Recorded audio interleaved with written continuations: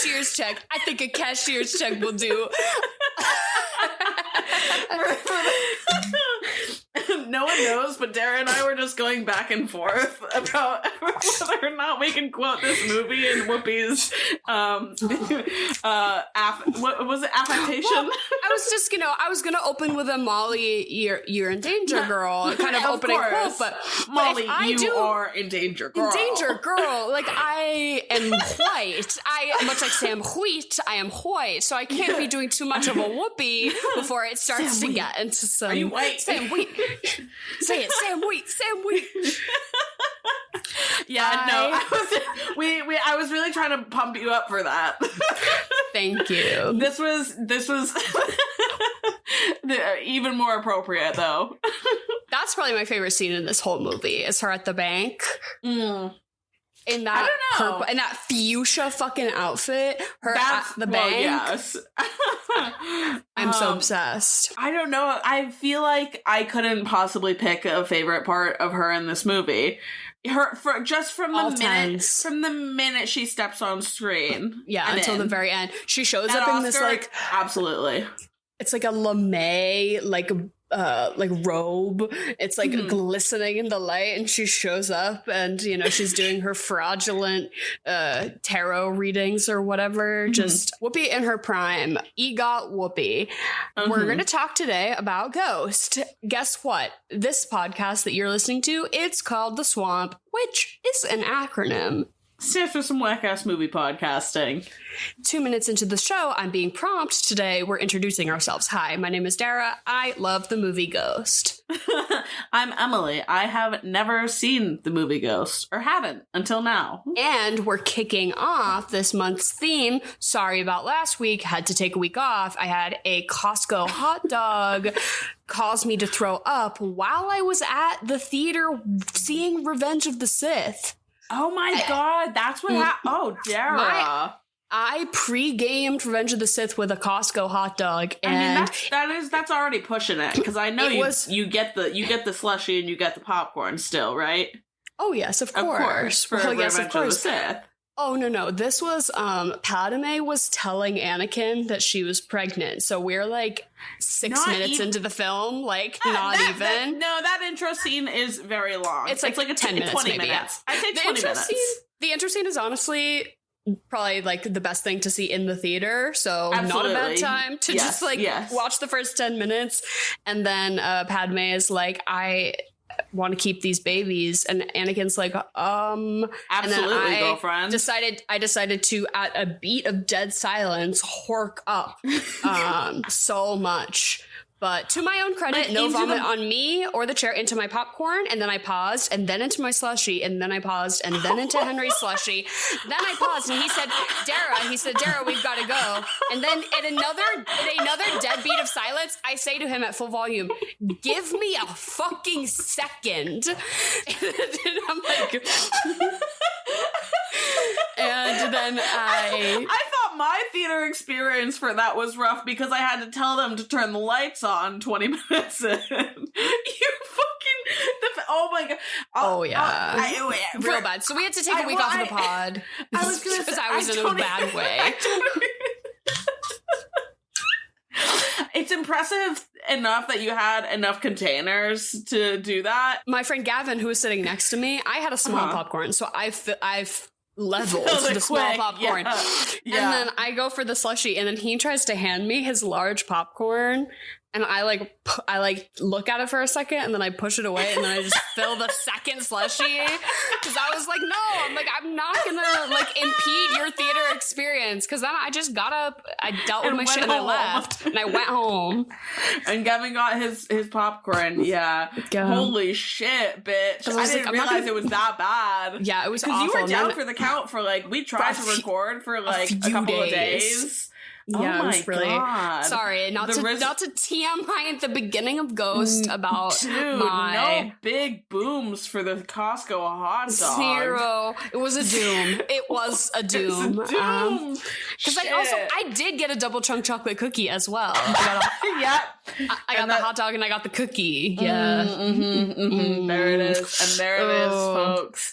Oh, dang. That sucks. As is tradition on this podcast, we will be doing a theme this month that is a pun about the name of the month May, and we will combine it with the name of an actor. And we have chronologically in the past done Ewan McGregor, Paul Mayno, Meryl Streep, a May Adams, and now for a lovely fifth installment, I present to you, ladies and gentlemen of the jury, Patrick sMAYze. Patrick sMAYze. You just turn that W. You just flip that W around, Shoddy.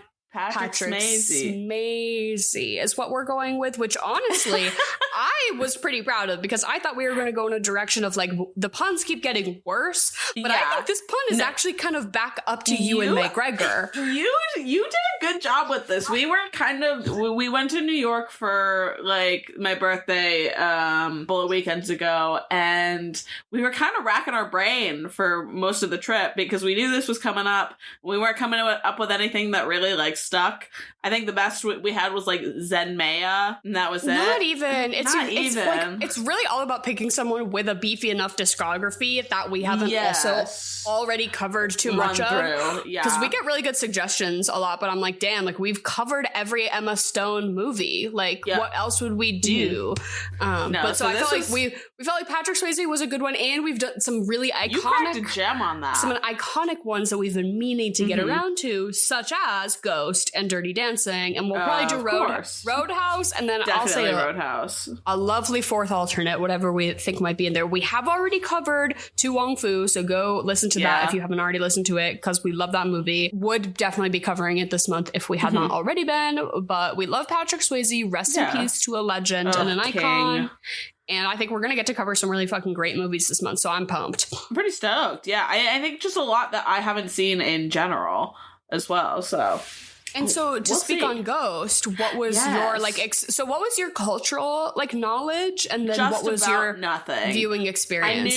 I knew Whoopi, I knew Demi, I knew Patrick Swayze, and I knew the scene with the pottery, of course.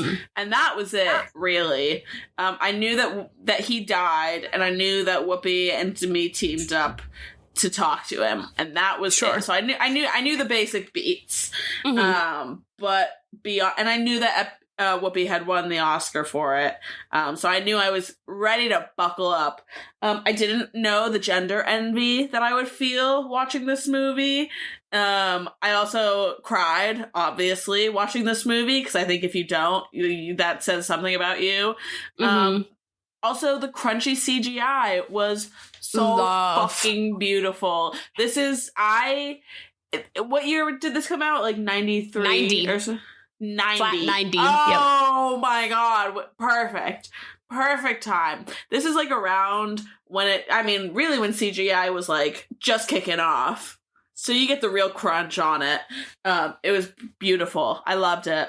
As a ghost, when he like passes through another human and they show the like what he sees, POV or Patrick Swayze ghost phase walking through another human, and it's just like it's like bubbly red, just like vaguely like fleshy looking as it goes through, but it's also like weirdly smooth, like an MS like paint background. It's it's so beautiful. It's so beautiful.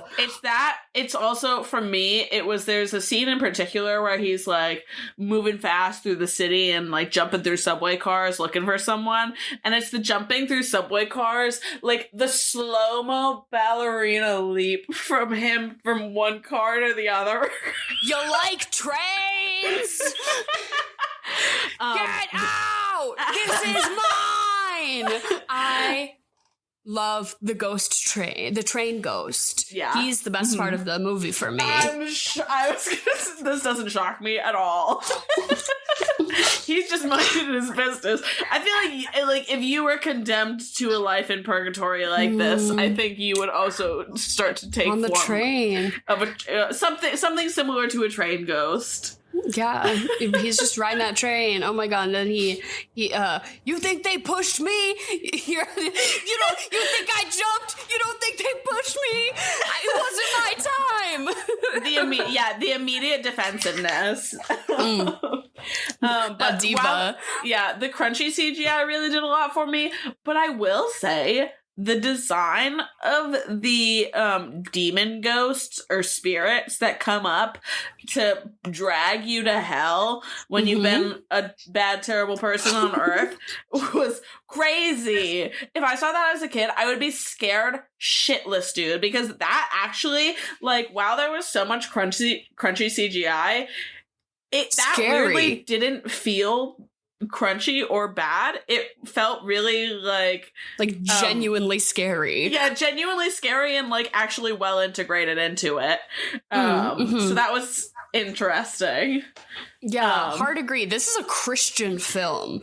This film canonically establishes that there is heaven and there is hell, and you get into one or the other. And we see several characters get dragged to hell by these like specter force demons, and it's the sound design for me. It's just they make this like awful noise while they drag Carl and Willie Lopez to hell.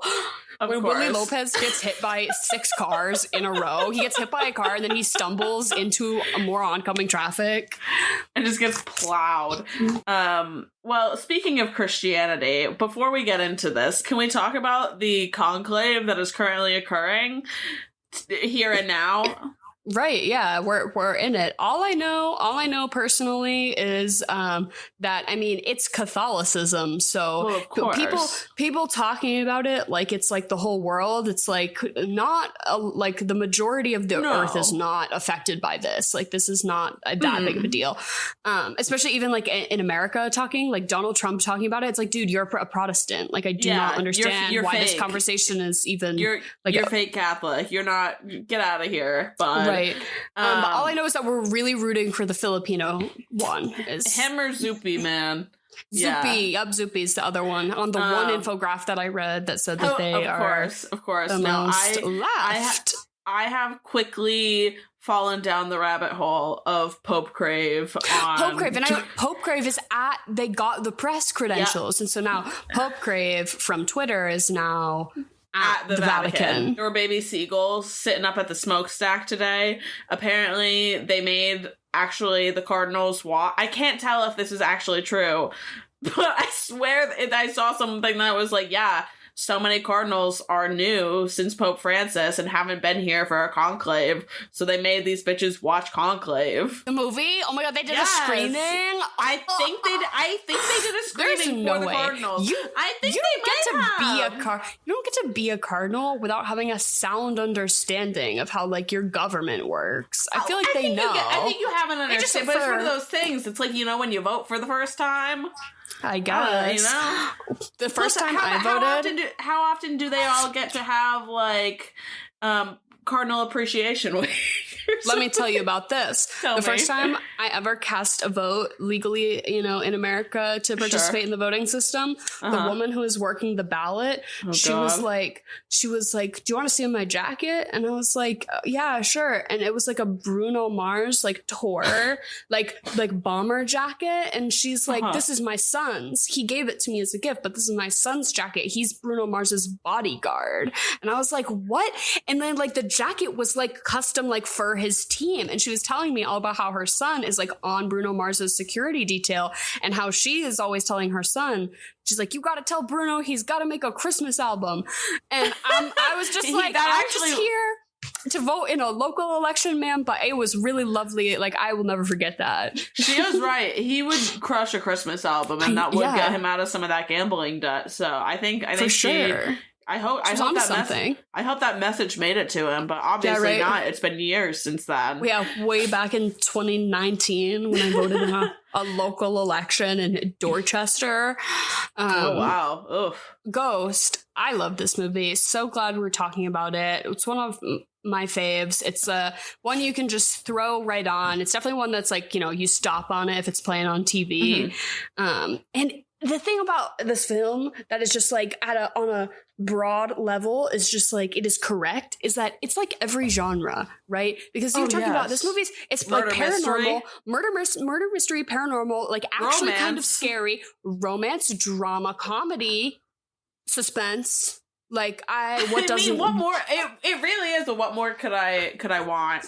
And it's doing all of those things successfully and thoroughly. Like, I actually laugh. I actually cry. I actually, like, am feeling the suspense. And on, like, a screenwriting level, this movie works so well because in every single scene, you know everyone's motivations. And just having, like, the spectral Sam Wheat, like, be this third observer, you see right through Carl right away. Yep. So then you're like, I know where Carl's coming from. I know where Molly's coming from. I know what information everyone has. And you, as the audience member, are able to do just like, who knows what's going on every single scene. And it just does it flawlessly and correctly. And then also Whoopi Goldberg is there. It's a perfect fucking film. It's a perfect fucking movie. Yeah. Well, some of it too is also like very beautifully done and well done. And while I will like rag on the goofy CGI, it is of the times. But oh my god, the shot of him running after Willie Lopez and then the cuts to him dying on the street, I gasped. Yeah. I knew he was going to die, and I still... He is the ghost. It is called Ghost. Well, yes, he is. It's the titular role. Him running away, but then the immediate fade back to his own body. So well done. It is really well done filmmaking. Just their apartment is also so beautiful. So we get a lot of like really nice like indoor shots of this like beautiful like flat loft apartment in New York City that they have. Just like the being visually stimulating. Speaking of visually stimulating, while I do understand that he is the bad guy, Carl, what is his name?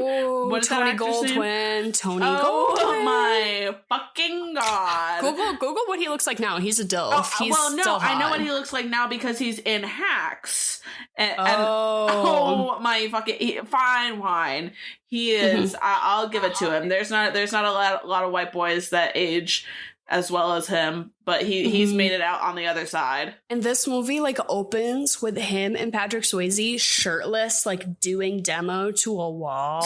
And they're like sweaty and shirtless. And they're like, oh, Demi Moore, you're going to do so much pottery in here. And I'm like, oh my God, I wish that were me. And even when Carl is maliciously trying to like manipulate Demi Moore into like spilling getting with him on his shirt. Like when you're like, fuck you, Carl, fuck you. Literally, I'm like, oh my God, but like, wait, girl, you should do it. Carl. But wait, Demi, like, what if you did though? But Demi, I wouldn't be strong enough, girl. I wouldn't put it past you, girl. Molly, I wouldn't blame you, girl. I didn't know that quote was even from this movie. Oh, really? That's I didn't have a clue. Did not have a clue. Famous one. I had heard it so many times just because I feel like and like the whoopee of it all. Exactly. It's a hot movie in general, obviously. Yeah. Ooh, I mean, Demi Moore with the gender envy, like you were saying. Yes, Demi Moore in her little. It's not just that, but the bowl cut. I mean, obviously, you have to be the prettiest person in the world to pull off a cut like that. That's one of those ones that you see some lesbian on TikTok got a little too confident and decided to try it. And now they're fucked up about it. Demi Moore, though. I feel like that's fixable, though. If you get a fucked bowl cut, you can just go back and get layers, and then you just have short hair. But it's just not a bowl cut anymore. You know, I guess it's committing to the length. It's committing to the length. It's one of those things. You need to have like the right confidence and the right face for it. Jaw, yes, of course. Neck and head, generally. But obviously, to me, I was getting a lot of gender envy from in this one, and then also just, I mean, it's Patrick Swayze. Like, I think every masked lesbian at some point in their life wants to be Patrick Swayze, but maybe that's just me. I can't speak for all of us. I think what you're speaking of goes beyond all gender and sexuality, and I just think everyone wants to be Patrick Swayze, right? All people wish to be Patrick Swayze, no matter what situation he's in. It's like, damn, because he's the guy. It's like, you want to be the guy, and he's like But he also like seems to maintain like a graceful amount of like playfulness and a vulnerability. Oh my god! And he's like likable. It's fucking. He's like almost and big and strong. What the fuck? He reminds me. There's not a lot of guys like that, but I will say the only other one that comes to mind, speaking of Star Wars, would be Christopher Lee. Considering that he's Christopher Lee, that's the guy. Right. Yeah. You want to be the guy. There's a couple of them. But yeah, Patrick Swayze, I think, holds, obviously, probably the highest honor. I don't know. But something about his outfit and the way that the billowing shirt. The billowing shirt and the way his pants were just barely like, I mean, they were tight pants, but it was perfect. It was perfect.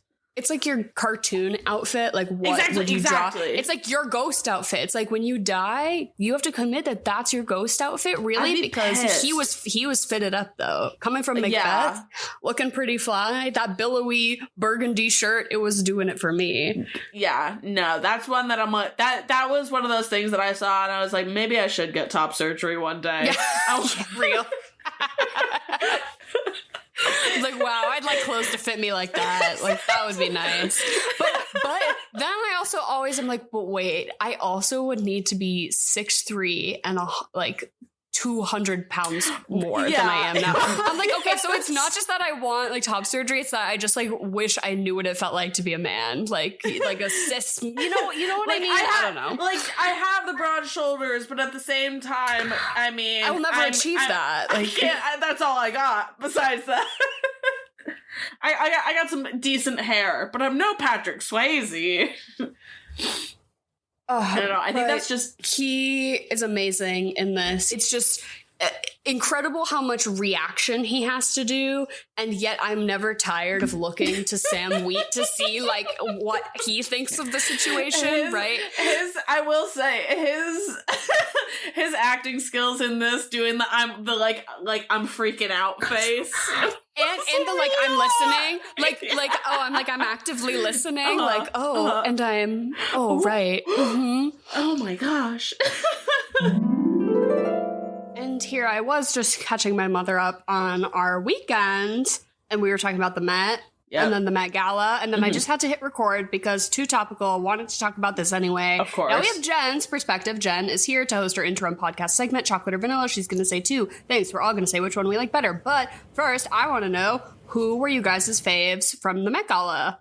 I thought Andre 3000 with the piano on his back. I liked that a lot. As the backpack. That was a highlight for me personally. Janelle Monáe never fucking misses. I saw someone tweeted something like Janelle Monáe is what people want Rihanna to be at the Met, and I think that's entirely true. She is Those two women have fundamentally very different personal styles, though. Absolutely. What I would expect out of Rihanna is really different than what I come to expect out of Janelle. Rihanna was just owned, though. But okay, I think it's just because Rihanna had that iconic. Wasn't she the one that really like stepped the Met into like a big sort of media paparazzi stardom thing with that big yellow dress? And I believe she was the chair the year they did the Heavenly Bodies theme, if I'm correct. Yes. So she was really, again, I believe a part of it being very more current. I would say though, Janelle Monáe in recent years I would give her the crown any day at the Met. However, speaking of chairs, I did think Coleman Domingo's suit was gorgeous. Yep. And all of his looks and all the speeches he gave and all of his different, iterations throughout. Of course, Doechii as well. All of the like pre-press looks and like nods and references and stuff. And then the actual look I was a huge fan of. I also I feel like I want to defend her right now. That video that's going around of people being like, she's talking like an asshole to her people. I'm like, it's a high stress environment. And I do not think she was being a dick. That's also... I stand by you, Doechii. That's barely diva behavior. They were like, she was verbally degrading them. I'm like, no, she's not. She literally isn't. But anyways, I thought she looked great as well. Jen, what do you think? every person you say, I'm Googling them really fast to see what they're wearing. Oh, did you get... Oh, Jenna's was good. Jenna's was really good. Yeah. Jenna Ortega, yup. Yeah, they were rulers. Did you see that? Amazing. Ooh. Yeah, they were in there. I think they're made of metal. And it's, like all very bespoke, of course. Shaboozy? Can we talk about Shaboozy's fucking grill? Look at Shaboozy's outfit. He wore this like turquoise, like beaded front with this dope grill. There was yeah. Oh yes. I forgot that was him. Yeah, he looked really good. What else? Diana Ross. Oh my god, did you watch her walk down that carpet? Yes, icon. That was good. Zendaya. It was fine. Yeah, Zendaya was okay. I feel like we know her to be too. The expectations are too high. I feel. Yeah, but she looked great. She looked great. It just wasn't a showstopper. Wait. To bring it back to Ghost, know who I thought looked great? Whoopi Goldberg and Demi Moore both looked so fucking good. Demi as the fucking necktie was so good. I loved that. Amazing. And Whoopi was Whoopi I liked as well. Oh my god. I think, did she have a monocle? I think she had a monocle as well. It was like fur. It was like a very well tailored like fur coat. But then, had the front paneling of, a suit jacket. Which makes so cool. Oh, my God. Speaking of fur coats, I will say, Chappell Roan's look, I think, was fine. I wasn't wowed, but I got I liked it. I liked it. It wasn't, it wasn't my favorite. Do you know who unexpectedly ate? Who tore? Joey King? Yes. Oh my god. She was like, people were calling her look like top 30, maybe top 20 their lists. And she did. She showed up. She showed up and she showed out, Joey King. I apologize for what I may have said in the past. Huge respect. I'm back up on Joey King now. Did you see the girl Lisa? Who had Rosa Parks on her punani? Girl, she's really problematic. She says the N-word, and we have footage of it. Yeah, she's really problematic. Me? Oh, I did not know that. Lisa also Nepo plant, I believe, tech industry adjacent Nepo plant. Yeah, sure. Ooh, one person's look I really liked was Sabrina Carpenter's for the after party. Did not fuck with her actual look for the gala, but her after party look in the suit with the big yellow coat. That was doing something for me. And her hair, her messy. I was reading though that Sabrina Carpenter and Lisa were both dressed by some fashion house that's now owned by Pharrell Williams. Yes. So this is all really coming together as to why it's flopping. Duh. Jen, any final thoughts on the Met Gala? Do we like Cynthia Erivo's dress? I don't know if I've seen it. Ooh, I will say, Mindy Kaling stood out to me. She is one that she pops off maybe every other year. She has a really good outfit. And then she goes into hibernation and she comes back with another banger. We've been talking for 10 minutes about the Met Gala when really we should be talking about our opinions about other stuff. Jen, what's the theme this week? So the theme is which couple has more chemistry. Oh, I like this. Okay. I have to lead with this one. First of all, chocolate or vanilla? Chocolate. Vanilla. Chocolate. Chocolate, vanilla, or strawberry? Chocolate. Strawberry. Yeah, you know what? I'm going to go strawberry too. I got to lead with this one though. Katniss and Peeta or Haymitch and Lenore Dove. Okay, well, hasn't been put to screen yet, so we don't know. Also, what's their ship name? Because we know penis. I can't speak on it. Penis. But also chemistry, because if we're talking about just chemistry, that's different, because I feel like Katniss and Peeta work so much because of their trauma bonding. Yeah. It works because they are trauma bonded. I don't know. Haymitch just got brutally traumatized, and that was it.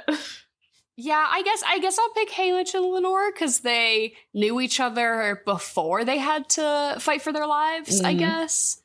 Not that Katniss and Peeta didn't have that one exchange that one time. I'm not dismissing that, but... Wow. No, I will absolutely be going for Katniss and Peeta. Those two were my ride or die. I thought you'd say that, but I'm going to go Haymitch and Lenore because I just finished it. It was so good. It made me cry. Yes. Oh. I think rest in peace to the bonus episode that we said we did that we're definitely not going to do about that book. But if anyone wants to drop in our DMs who has read it recently, me, Jen, and Emily are all up and up on Sunrise on the Reaping and all the cast announcements they did as well. Very exciting stuff. Yeah. Oh my God. Thank God for unknowns, dude. Who are we still waiting on? Effie? Yeah, I think maybe Effie's going to be Elle Fanning. That's what the rumors. So they say. Oh, sorry. And Ampert is not cast. A lot of the other tributes aren't cast. Yeah. Wyatt is not cast. Luella. They just did the main 3, I think. Patrick Swayze and Demi Moore. Or Patrick Swayze and Jennifer Grey. Oh, is that in Dirty Dancing? He definitely has better chemistry with her in Dirty Dancing. That's what that whole movie is about. Easily. But that's the funny thing is because they fucking hated each other, on set. Oh, wow. It was. I think it was very forced chemistry, like the same way I think The Notebook was. They didn't like each other either? I didn't know that. No, and they didn't like each other, and then they dated after it. So I get, and real enemies to lovers. I thought for sure you guys were going to say... in this movie, Swayze and Demi. No. Yeah. I mean, it is off the charts. Every day. It is off the charts in both, but I just can't stop that. Like, whenever I think about that movie, I think you think about that scene where he's like, she's got her arm up and he's trying to do the thing and she keeps laughing. Yeah. Next one is Kurt and Blaine or Santana and Brittany. Santana and Brittany.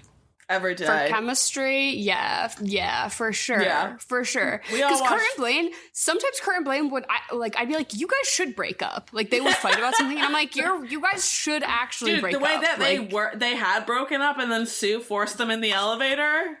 Oh my God. Even they didn't want to be together. Santana and Brittany every day, of course. I feel like I'm just going to keep saying the one that you guys don't say, because of course I'm going to say Kurt and Blaine. Those are your boys, though. They are my boys. Next one is Bella and Edward, or Jasper and Alice, or Rosalie and Emmett. I guess, chemistry is kind of tough, because I feel like Alice and Jasper, I will say them, because they are giving a little something different. Yeah. Jasper and Miss Alice, whereas I guess I do believe Rosalie and Emmett are a couple, I guess, but I like whatever. And Bella and Edward, I mean Kristen Stewart and Robert Pattinson, I feel like have there's so nothing there. It's hilarious. Yeah, Alice and Jasper to me feels like one of those little girls with her big giant pit bulls. You know what I mean? They're like, he's fine, don't worry about him. He's just my Confederate general boyfriend. Don't worry, I keep him on a short leash.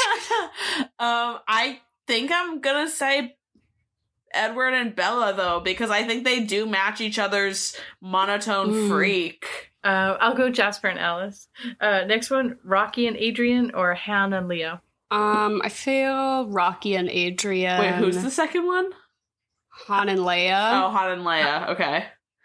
Yeah, I'll say Rocky and Adrian, because that was some real love. Whereas, I don't know. I guess I feel pretty neutral about Leia and Han as a couple. Like, I could have really taken or leaving that. Yeah, I think I agree with you there. Like, I know the I love you, I know scene is obviously iconic and really good. But yeah, I don't feel like the chemistry on screen was quite there. But yeah, I Rocky and Adrian. Yeah. Yeah, I'll go Rocky and Adrian for this week. Next one is Florence Pugh and Zach Braff, or Olivia Wilde and Harry Styles. Oh God! Wait, both of these I have very. I will pick Zach Braff and Florence Pugh because I really liked all the cooking content she used to make on her Instagram when they lived in their house together, and their house had a really beautiful kitchen. Yeah, it's the chemistry between me and her kitchen. Me and Florence Pugh's kitchen, yeah. I think I'm gonna have to go Harry Styles and Olivia Wilde, though, because I support his right to have a really messy relationship and look really hot while he was doing it. So yeah, I'll go for those two. You support his hot and messiness. I'll go with Florence and Zach. Next one is Jamie and Cersei Lannister or Jim and Pam from The Office. Oh my god, not Jamie and Cersei. He does go to her at the end, though. Like, at the end of it all, he does run back to her. Yeah. That shit was fucking crazy. That's how you knew that season was ass. Yeah, that was really, really bad. No character undoing of seasons of character development of him running fucking back to her. Pissing me off. What was my other option? Jim and Pam. Oh, well, yeah, they're electric. Of course, I'll pick Jim and Pam. I find The Office still too cringe, and I still haven't watched it. So I'll go for the twin sus this time around. Actually, nice. I'm gonna go for Jim and Pam. Next one is Zendaya and Tom, or Nick Jonas and Priyanka Chopra, or Miles Morales and Gwen Stacy. Wait, okay, this is a really random lineup. Like, wait, let me wrap my head around this for a second. I'm sorry. I do think the Jonas, yeah, you've got two Spider-Mans and Nick Jonas. I mean, I just figured you'd do Andrew Garfield and Emma Stone. You could pick Andrew Garfield and literally anyone else. No, okay, so I think Nick Jonas is canceled because I do think all of the Jonas brothers are associated with Trumpies. Like so, big Elon dick suckers. Chopped. It's a chop. And then I guess Tom and Zendaya are like the it couple. Nobody has more chemistry than them. And I guess Miles and Gwen are... they're still, working it out in those movies. Yeah. But I'm a fan. But I'll pick Tom and Zendaya. I think Tom Holland looks like a young Tony Goldwyn. Do you guys see it? Hold on. I don't know that I know. Carl, the villain of this movie, Ghost. Oh, yeah. In the movie Ghost, you know Carl? Yes, the friend Carl? Yeah. Yes, of course. I know. I absolutely agree with you there. I'm also Tom Holland. Voice of Tarzan, by the way. Yeah, Tarzan. Oh, I didn't know that. I'm also going to go Tom and Zendaya, though. Obviously. Yeah, me too. Barbie and Ken or Bugs and Lola Bunny?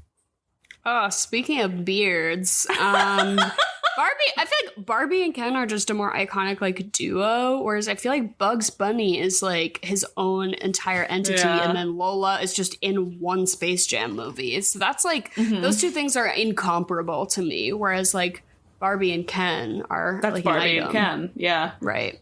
Yeah, I'll go for those two as well, Barbie and Ken. Yeah, I'm going to go for Bugs and Lola. I love me some Space Jam. That is it for couples with chemistry. Anyways, thank you, Jen, for sharing your Met Gala hot takes and providing us with some chocolate or vanilla questions. We love you, and we'll see you next week. All right, I love you guys. Have an awesome night. Bye. Bye. You were touching on Demi Moore's hair. I'll get into some IMDb fun fact corner of things I read online. I guess she did that herself. She cut her own hair. They cast her with long hair, and then she like showed up to set with her little newsboy cut, and they were like, "What did you do? What this a fucking is not." Bitch. Actually, now I'm pissed. And she was just like. She's like, this character does not demand me to have any type of hair, and I think it works because I think Molly is going to be like a cool, strong, independent woman, so she can have short hair. And they were like, well, fuck, I guess we just have to. And now it's so iconic. And now it's like, it was like the very it style defining thing. I guess she had a picture of Isabella Rossellini in her wallet, and that was like her inspo. And that was like, she like that like really short, like chic haircut. That was her inspo before acting on Ghost. And they cast her because she could cry, and she's a really talented cry actress, and she can specifically do the one tear and then the delayed, the second tear, so you get the drop, which we get a lot of in this, and she really, she fucking kills it. Well, I mean, can we talk about the slow dance, the dance with the clay. We have the one with Whoopi. Well, we have the clay, which is, the basis for everything in the whole movie, and their beautiful love and chemistry. But yeah, I didn't know that the dance with Whoopi was gonna happen, and I was a fucking sniveling mess on my couch. Something about that song and Bless the Telephone are two that just make me fall apart no matter what. Holy shit. Because were you expecting, because the most whack fucking thing about this movie is that Patrick Swayze's ghost goes inside of Whoopi Goldberg, and then Whoopi Goldberg and Demi Moore seemingly have an incredibly intimate several minutes. We don't see any of it though! And we don't see any of it. We only see it. That's the one fucking thing that I felt like I knew it was gonna happen, and I knew he was gonna jump into her body. They don't give us even one shot of her and Whoopi, dude. That kills me. That does kill me about it. Because it does just leave you to sit with okay, and now it's your job to fill in, rewatch it, and that's Whoopi, and it's I have to do all that fucking heavy lifting myself, because of course I'm thinking about it. Of course I'm thinking about Whoopi, because when he's tenderly holding her, how does that work? Whoopi Goldberg is definitely much shorter than Demi Moore. It's how are we lovingly gazing at each other? I'll go to my mind palace and do it if I have to, but I don't want to. I just wish they gave us literally 2-second clips, and that's it. Come on, while the camera is twirling around them. An overlay? A 50% opacity overlay of Whoopi. Please, let me see it. Where's the ghost director's cut? I need another 20 minutes of this movie.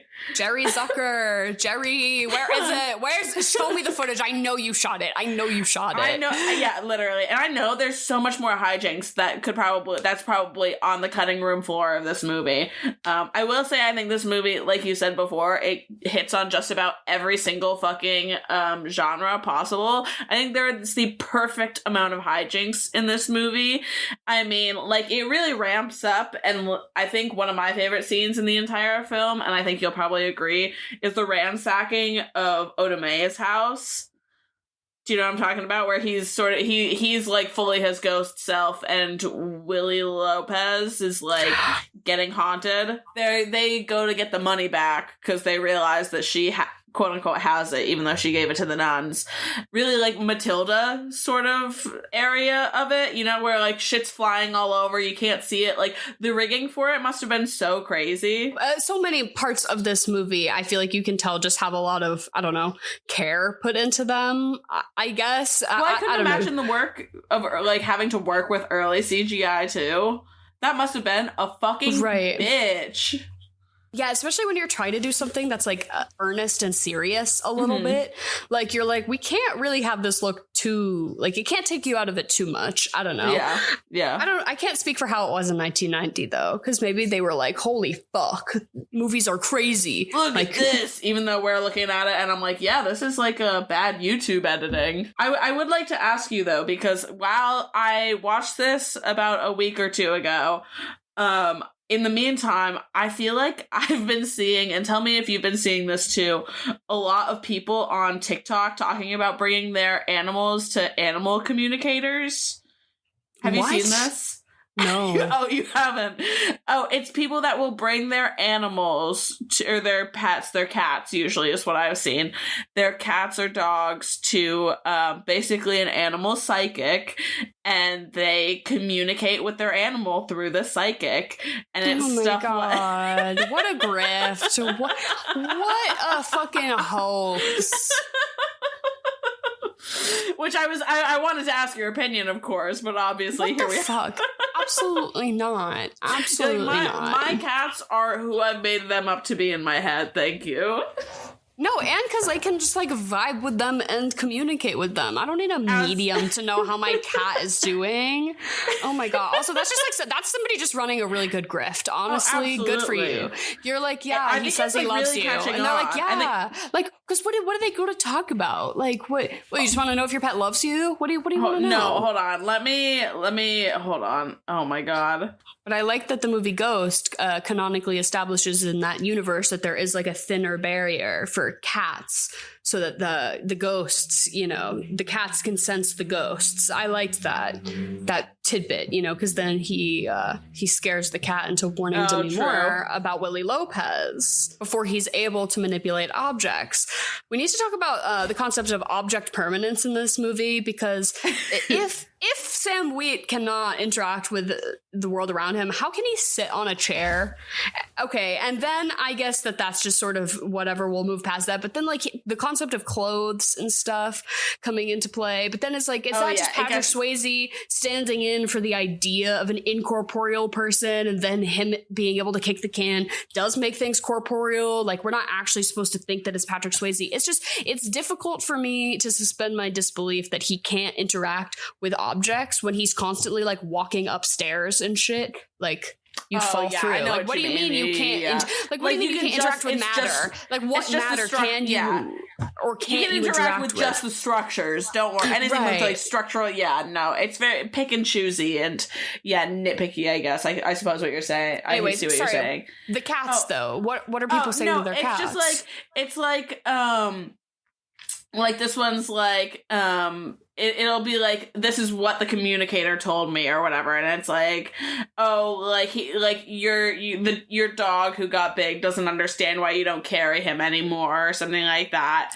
Or that like this one says, what was it? That the car makes him nervous, but he like shit. Like, it's so stupid. It's so stupid. Some of them have sounded genuinely like someone has come up with at least like a pretty detailed grift. I will give it to them. But I mean, no, which is why I respect it. I'm sure that they are actually like doing a good job putting on the affectation of like, I'm telling you what you want to hear about your pet, you know? Yeah, I've, you know, prepared 1,000 responses or whatever, you know. So you of course know about the lore of this movie is that it really helped Whoopi Goldberg's acting career take off, and she owes it all to Patrick Swayze. She loves sounds familiar. him. Tell me more. They are dear friends. I don't know in what capacity they knew each other, or like personally, or just knew of each other. Like, I meant to Google this if they like had actually known each other before, but that is neither here nor there, because the screenplay originally, the Oda Mae character was of course a white man, so they were like, and a psychic who's a guy, and then they took you're like, that doesn't exist, but okay. They took the script to the people who were writing Stand By Me, and they were like, hey, can you do some revisions on this script? And they were like, what if she was a woman and she was black? And they were like, okay, cool. So we'll do like Tina Turner. And they were like, Tina Turner, do you want to be in this movie? And she was like, no. And then they were like, okay, well, Tina Turner adjacent Oprah. Oprah, do you want to be in this movie? And then it was like, no. So then they just put out a casting call for like black actresses, like, you know, they're like a Tina Turner Oprah type, take what you will, you know, we're casting for Oda Mae. And Whoopi hadn't, like, she didn't know about it, just wasn't really on her radar. One of her friends was like, why are you not at these auditions? And she was like, I don't know about this. And I guess that like somebody had said, we don't want Whoopi Goldberg. And so then that's like, why? So because, you know, she had been in some movies, like she wasn't not famous, but she certainly wasn't like Whoopi fucking Goldberg. But then Patrick Swayze gets there and he is like, okay, if you're going to cast me in this movie, I will not say yes until you've spoken to my friend Whoopi Goldberg. And they were like, if that's what it takes. So he was like, yeah, like I will not sign anything until I at least know you've talked to her, and says that she doesn't want to do it. Like he's like, cause I don't understand why, like she hasn't been in the mix. And so then they did. And Whoopi was like, yeah, what do you mean? Like, of course I want to do it. And they were like, okay. And then they cast her based off of Patrick Swayze's like recommendation. So that really like launched her career, and she speaks very kindly of him, of their like great friendship and stuff. You can watch some really touching clips from The View. Oh, I'm sure. I have my thoughts. I think Whoopi's a legend and a goat, and I think some of the shit she said that's problematic, I think we can chalk that up to just her being misinformed and not actually being like hateful. You know, you can read into some of Whoopi Goldberg's questionable comments she's made in the past, but just like The View, she's a it's The View. Oh my god, I just think she needs a fucking day job. I guess I just think she's above it, but I guess get your bag, girl. I don't disagree with you there, but you know, did any other of the cast get nominated for this, or was it just Whoopi? So it was just Whoopi. It won. And who was she up against? Supporting actress. She was notably up against Lorraine Bracco in Goodfellas, who plays Dr. Melfi on Sopranos. Yeah. Oh fuck! When I watched the clip of Whoopi winning her Oscar, that was one of the Annette Bening in something. I don't know. It was a supporting actress category. But Whoopi won, and then it also won for original screenplay, which I think is fire. And it was nominated for Best Picture, Best Editing, and Best Score, all of which it lost. No Demi nom, no Patrick nom. I think it was considered a little too like, because it was maybe the highest grossing movie of 1990, I want to say, or it was very high up there. I know it beat Home Alone 2 was a big like benchmark, a financial benchmark.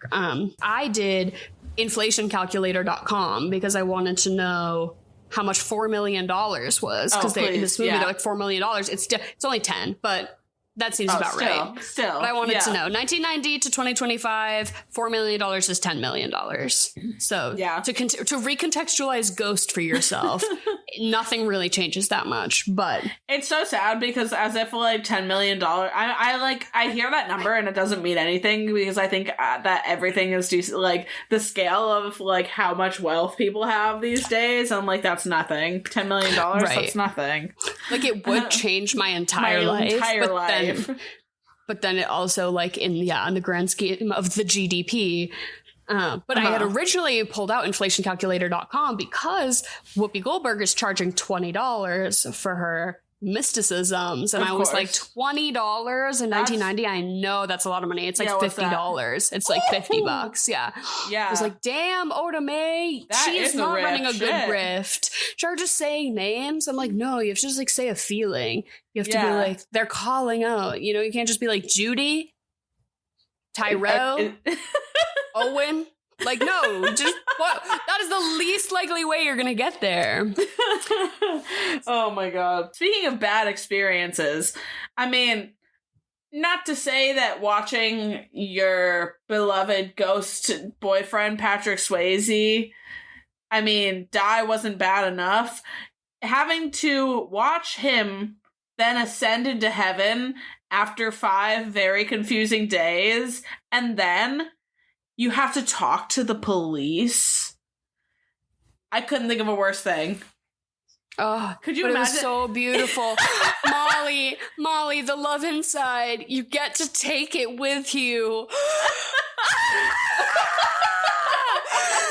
Oh my god. Honestly, then having to go talk to the cops, that is awful. Especially after they did not believe her ass. I was girl, you need to lie. She's like, my ghost boyfriend has been communicating with me. I'm like, just say that you say I was in a violent crime altercation and I saw the man who did it around my apartment building. I feel unsafe. Can I have an officer near my building? That's all you need. That really is all you need. Literally. She's like, this is gonna sound crazy. I'm like, yeah, Molly, you're not really selling us. Don't take it there. But of course the cops were not helpful. I love Patrick Swayze's ghost solved his own murder. Yeah, that was pretty lit. Before the ticket was even processed over at the sheriff's office. Still on his fucking toe. But yeah, should we get into it? I mean, it's guess. So fuck, marry, kill, Patrick Swayze, Whoopi Goldberg, Demi Moore. We could add Tony Goldwyn. I was like, oh, he is the 4th, but I just think we can just chop him at the front. We can chop him at the front. In the movie, Mm-hmm. I'm gonna tough. Actually, kind of tough. I'm gonna marry Demi Moore because I want to live in that apartment with her, and she seems to be doing fine for herself. So I want to hang out and help her grieve, and maybe me, her, and Oda Mae can all hang out post, grieving. Like, do you think they hang out? Do you think Oda Mae and Molly are going to have a future together? Well, we know for a fact that they have explored each other's bodies, right? In some capacity. Right. So I think you have to after that. No, I think they start getting coffee pretty regularly. Not long after. And so then I think for that reason, I will fuck Whoopi Goldberg because this is like lining up with my, I don't know, fantasy. And then I guess I'll just kill Sam Wheat again.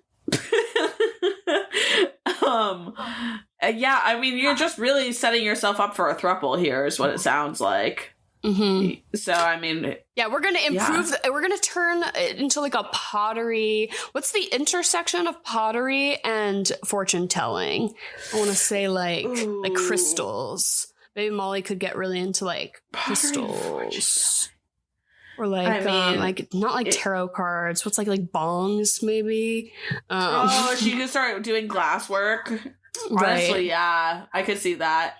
The studio, we could set the studio up. Ashtrays. Wait, Molly. Ooh. I was really dissing on Molly for being a potter because I was like, what the hell?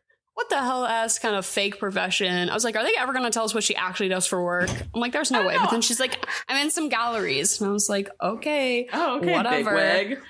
All right, make a name for yourself. When she was making that fucking pot, it just wasn't striking me as anything of note, when she... I don't know. I do think... I feel like... I guess maybe she was just throwing the clay. She was just... Yeah, she just couldn't fall asleep. She had to clear her head, Derek. Come on. Right. I feel like as I get older, though, I have started appreciating, like, pottery a little more and, like, the handcrafted... The functional arts. Of course. I am gonna kill Molly, though. As much as her hair does it for me, she is, out of all of these characters, the most nothing character. True, yeah, real. I didn't feel very attached to her at all. I felt exceptionally attached to Oda Mae, though, so I am going to marry her. We are going to get her real medium business up and off the ground and running. Yeah. She's going to be touring like Lisa Caputo when I'm done with her. And then I'm gonna fuck Sam because it's Patrick Swayze. Patrick Swayze. If I can't beat Patrick Swayze, I want to fuck Patrick Swayze. And that billowing shirt. I'm like, can you keep the billowing shirt on, please? Billowing shirt stays on during sex. Take those tight little pants off. Clay stays on the fingies. I don't know about that. Molly has a crazy UTI going on. She's got Molly has a crazy yeast infection, like nobody's business. And then what are you gonna eat and drink when you're watching Ghost with your ghost husband? Damn it! I was just trying to remember. I meant to look this up and write it down, but what kind of fruit does Carl bring Molly? He brings her like a pear or like some sort of like nectarine or a peach. I think it is a pear. Is it a pear? I think so. You should have pear cocktail. I don't know. I feel like I have had a good... I mean, I can't think of anything off the top of my head, but there's got to be... Everyone's on TikTok. Look up a pear cocktail. Which I should have done before we recorded this. And then I was just thinking about like kicking cans. So you could just have like cans. I don't know. Really loose on Ghost. I think I just had ice cream. I when they're kicking the can, when they're kicking the can in the hallway. Yeah. Oh, you're just befuddled by like where that train of thought could ever possibly lead to. I don't know. Like, what are you trying to suggest you eat with that, though? I don't know. You chew on a can like a goat. I don't know, man. But I just had some ice cream. Yeah, it's like classic, like what flavor? Giffords, of course. And I always go for what's it called, like Mississippi Mudslide, but it's coffee with Oreo, and it's my all-time fave. I wanted to go for something that I felt like Sam would make me, and I feel like it'd be fucking decadent. Waffles. No. I think he'd get real romantic with it. And I think he'd do hold on, what did I write down? A braised beef ragu. Oh, something okay. real nice. I think he'd like have a friend at the butcher's who like sets him up with some like really nice beef, and he makes the pot. I think he's a hands-on guy. He's making that pasta by hand. He's on his day off. You didn't get home from running errands, and he's got some fire ragu sitting there waiting for you. And maybe a glass of red wine just to go with it because he's classy. Beautiful. Oh, yeah. Rest in peace, Patrick Swayze. You know, I wish I was eating ragu with him. Eating ragu with Patrick Swayze in my alternate universe life. I think, everyone deserves that. What do you follow this up with? I think you immediately should. The vibes I'm getting are pulling towards Sister Act, of course, because there's like too much foreshadowing about Whoopi and nuns in this movie to not just like immediately want to do Sister Act. But then also in the same corner, I feel like a movie that is just like undeniably so good is My Cousin Vinny. And I feel like Marissa Tomei's supporting performance in that movie gives me the same energy as Whoopi's, and the same, like, I don't know, kind of snappy screenwriting, like every character in every scene just like making a point. I don't know, but I would say primarily Sister Act, but I am also thinking about My Cousin Vinny as well. What about you? You're pretty right about that. I of course had Sister Act on. I had two balancing scales. You can either, if you really want to cry, this is one of the movies that I don't think I'll ever rewatch because it made me sob so hard, but it was really, really beautiful and really great and also ghostly. All of Us Strangers. Do you know the one I'm talking about? Is that new with Paul Mescal? Yeah, Paul Mescal and Andrew Scott and Claire Foy and Jamie Bell. So fucking sad. Yeah, I didn't see it. No, of course not. Because everyone said it's so fucking sad. And it is one of the best and most beautiful like movies that I had seen in, I think, 2024 or something like that. Brilliant, gorgeous, fucking heartbreaking. So you either do that or Sister Act, and I think most people will probably leave Sister Act. Yeah. But yeah, I think that is just a really beautiful ghost movie, honestly. And I think there's a lot to be said. And I would like to find the guts to rewatch it someday, but I will need to be in a very stable and okay place and have someone there to hold me. See, everyone, when you're talking like this about a movie, it does not make me want to watch that movie. Good. That's the thing, though. It's really good. Just like, you saying that you're going to need like a therapist on standby? I'm like, wait, can I take the hit right now? Like, no. Yeah, no. It's one you got to put yourself. It's like an endurance test or something like that. Emotional endurance.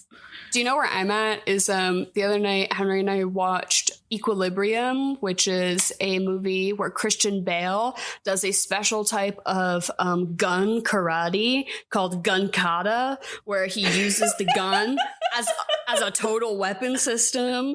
So not only is he shooting it like a gun, but he's like optimizing geographic angles while also like using the gun to punch Christian people. Bale movie? Yes, and it's about holy shit. It's about the future where human emotion is outlawed. So you have to take your injection every day to not have any feelings. And that's how society is run. What year? And oh God, I don't know. 2007, I'm guessing?